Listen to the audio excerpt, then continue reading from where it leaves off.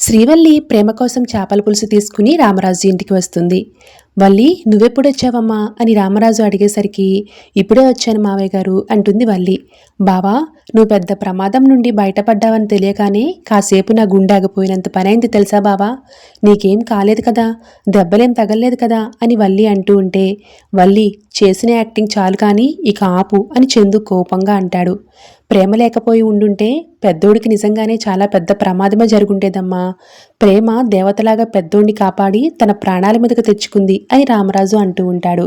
నిజమండి మావయ్య గారు, మీరు చెప్పేది అక్షరాలా నిజం. అందుకే దేవతలాంటి మా చెల్లిని బేగా కోలుకోవాలని నా చేతులతో నేనే చేపల కూర వండి తీసుకుని వచ్చానండి. చెల్లాయ్, నీకు ఇలా జరిగిందని తెలియగానే నా ప్రాణం ప్రాణంలో లేదు. అందుకే పరిగెత్తుకుంటూ వచ్చేశాను.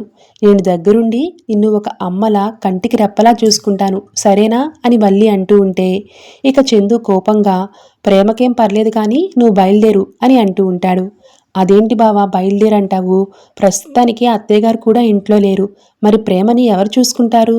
ప్రేమను చూసుకోవడానికి నర్మదా, అమూల్య, ధీరజ్ మేమంతా ఉన్నాం. నువ్వు ఉండాల్సిన అవసరం ఏమీ లేదు. బయలుదేరు అని చందు కోపంగా అంటాడు. అరే అదేంట్రా, తను ఇక్కడే ఉంటానంటే వెళ్ళు వెళ్ళు అంటావేంటి? తను ఇక్కడే ఉంటే వాళ్ళ అమ్మనెవరు చూసుకుంటారు నానా? అవును నిజమే కదా.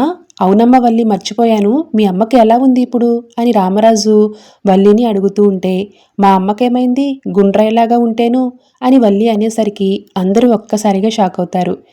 అదేంటమ్మా అలా అనేసావు? మీ అమ్మ కాలు విరిగింది కదా, అందుకే కదా మీ అమ్మని చూసుకోవడానికి నువ్వు సడన్గా అక్కడికి వెళ్ళింది. మరి గుండ్రాయిలా ఉందంటావేంటి అని అడుగుతూ ఉంటే, ఇక వల్లి కంగారుగా, అంటే దెబ్బ తగిలింది కాలికి కదా మావయ్య గారు, అందుకే మనిషి మాత్రం గుండ్రాయిలా ఉందన్నాను అని వల్లి కవర్ చేస్తుంది. ఇక అప్పుడు నర్మద, కన్నతల్లికి బాగాలేనప్పుడు నువ్వు ఒక కన్న కూతురుగా దగ్గరుండి చూసుకోవాలి అక్క, లేదంటే పాపం మీ అమ్మ బాధపడుతుంది అని అంటూ ఉంటుంది. ఇక అప్పుడు వల్లి, నేను వెళ్ళను, ఇక్కడే ఉంటాను అని మారం చేస్తూ ఉంటే, దాంతో చందు కోపంగా, ఏయ్, మీ అమ్మని ఒక్కదాన్నే అనే వదిలేసి రావడం కరెక్ట్ కాదని చెప్తుంటే అర్థం కావట్లేదా? ప్రస్తుతం నువ్వు ఇక్కడ ఉండడం కంటే అక్కడ ఉండడమే కరెక్ట్. వెళ్ళు, పాపం మీ అమ్మ ఇబ్బందులు పడుతూ ఉంటుంది, త్వరగా వెళ్ళు. నేను దగ్గర లేకపోయినా మా అమ్మ బాగానే ఉంటుంది బావా అని వల్లి అనేసరికి, లేదులే అమ్మా, మీ అమ్మకు బాగాలేనప్పుడు ఆడపిల్లతోడు చాలా అవసరం. మీ అమ్మకు తగ్గాక వెంటనే రావచ్చు కానీ నువ్వు వెళ్ళమ్మా అని రామరాజు అంటాడు.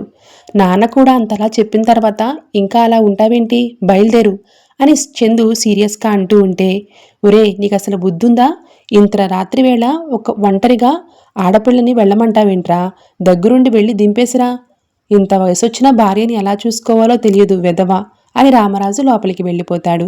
ఏంటి అలా చూస్తున్నావు, పద అని శ్రీవల్లిని తీసుకుని వెళ్ళిపోతాడు చందు. Thanks for watching.